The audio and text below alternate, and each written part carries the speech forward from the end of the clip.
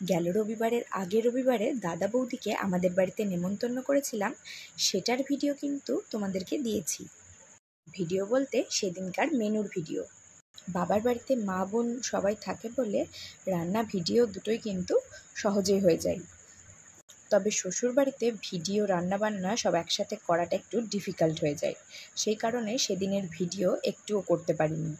শুধুমাত্র মেনুতে কী কী ছিল সেই ভিডিওটাই তোমাদেরকে দেখিয়েছি। তবে এই গেল রবিবার ছিল কাকার বাড়িতে খাওয়া দাওয়া, মানে দাদা বৌদিরা এসেছিল কাকার বাড়িতে। তবে শুধু দাদা বৌদি আসলে হবে, আমরাই বা বাদ যাই কেন? তাই সবাই মিলে সেদিন কাকার বাড়িতে দারুণ পার্টি হয়েছে। পৌঁছেই দেখি রান্নাবান্নার কিন্তু খুব তোড়জোড় চলছে। কাতলা কালিয়াটা রেডি হচ্ছে অলরেডি।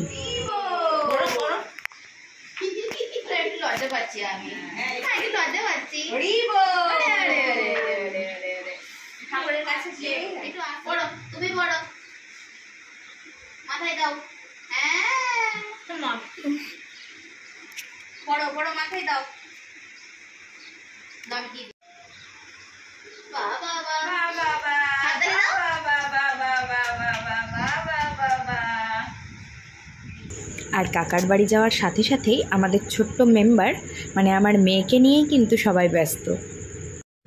আর ওদিকে ততক্ষণে গলদা চিংড়ির মালাইকারিটাও প্রায় শেষের দিকে। তবে এত রান্নাবান্না, এত আয়োজন যাদের জন্য, তারাই কিন্তু সবার লাস্টে এসেছে।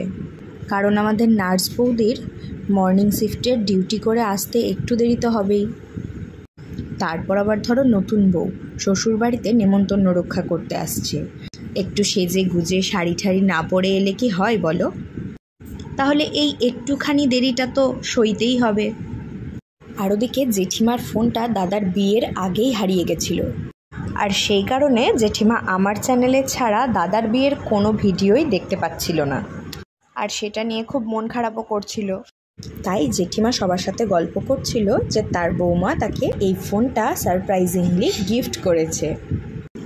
ওরা ওদিকে গল্প করছিল, আর এদিকে কাকা আর আমার আর এক বোন উর্মি দুজনে মিলে ভেটকি পাতুরিগুলো রেডি করছিল।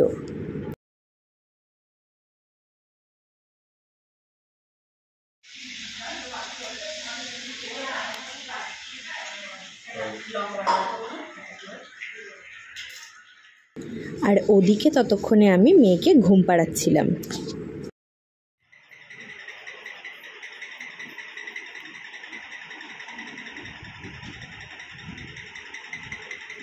তারপর নিচে এসে দেখি রান্না প্রায় শেষের দিকে, মাটন কষাটা চলছে তখনও।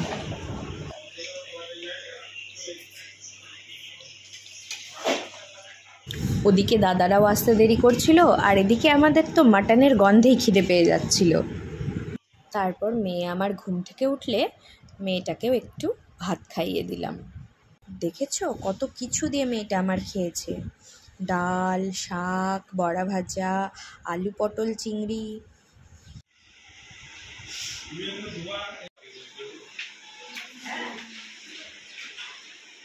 বড়া ভাজা মানে বড়া ভাজা,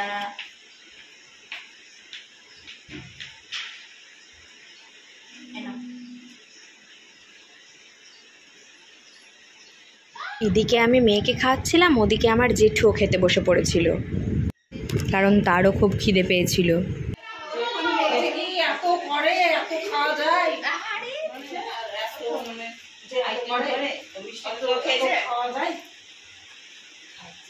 তারপর খাওয়া দাওয়া করে মেয়েটা আমার দিদা দাদুদেরকে একটু নাচ করে দেখিয়ে দিল।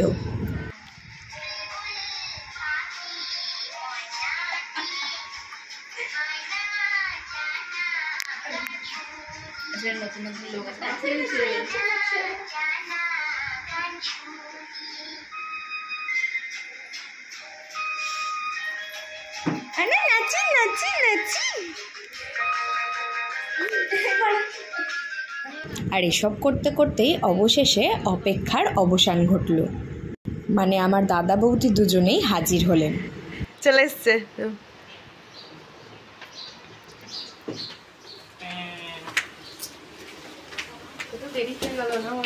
হ্যাঁ হ্যাঁ ঠিক আছে। একটু ডিউটি করে সাজগোজ করতে একটু টাইম লাগে না? এসে ওরা আগেই ঠাকুর ঘরে গোপাল দর্শন করতে গেল, আর ততক্ষণে আমরা ওদের থালাগুলো সবাই মিলে সাজিয়ে দিচ্ছিলাম। খাবারগুলো থালাতে বাটিতে বেড়ে দিচ্ছিলাম।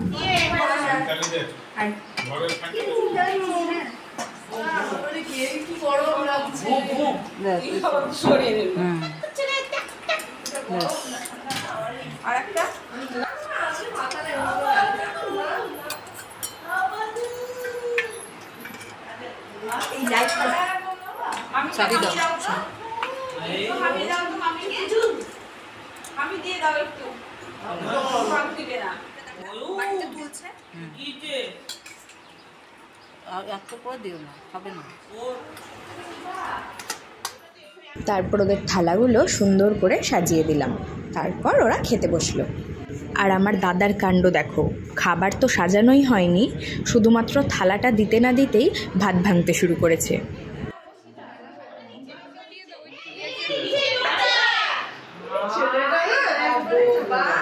তবে যদিও সেটা আমার মেয়েকে খাওয়ানোর জন্যই, তবুও আমরা বললাম আগে ওয়েট কর, আমরা সাজিয়ে দিই তারপরে শুরু করিস, কারণ ভিডিওটাও তো করতে হবে নাকি বলো। আর ওদের সাথে কিন্তু একসাথে আমরাও খেতে বসে পড়েছিলাম, কারণ টাইমটা তো তখন অনেক হয়ে গেছিলো। আর মেনুতে কী কী ছিল সেটা কিন্তু তোমাদেরকে নেক্সট ভিডিওতে দেখাবো। শুধু মা, কাকিমা আর জেঠিমা বাদে বাকিরা সবাই খেতে বসে পড়েছিলাম। আর বৌদির জন্য কাকিমা আর বোন মিলে সুন্দর একটা রিস্ট ওয়াচ কিনে এনেছিল। মামা মামিরা বাড়ি যাচ্ছে দেখে মেয়ে আমার তার মামা মামিকে টাটা করছে।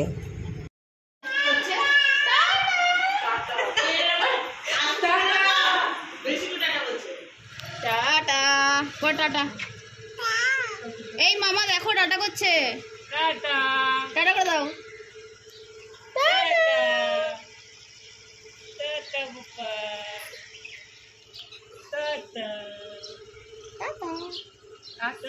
হ্যাঁ, যাবি? হ্যাঁ।